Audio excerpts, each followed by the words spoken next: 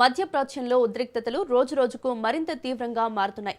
America, Israel, Iran మధ్య పెరుగుతున్న యుద్ధ వాతావరణం సామాన్య ప్రజల జీవితాలను అతలాకుతలం చేస్తుంది.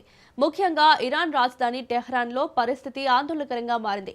వరుస బాంబు దాడుల కారణంగా అక్కడ దాదాపు 10 లక్షల మంది ప్రజలు తమ ఇళ్లను వదిలి వెళ్లాల్సిన పరిస్థితి ఏర్పడిందని అంతర్జాతీయ నివేదికలు చెబుతున్నాయి. పలు ప్రాంతాల్లో జరిగిన వైమానిక దాడులతో నివాస ప్రాంతాలు, మార్కెట్లు, రహదారులు తీవ్రంగా దెబ్బతిన్నాయి.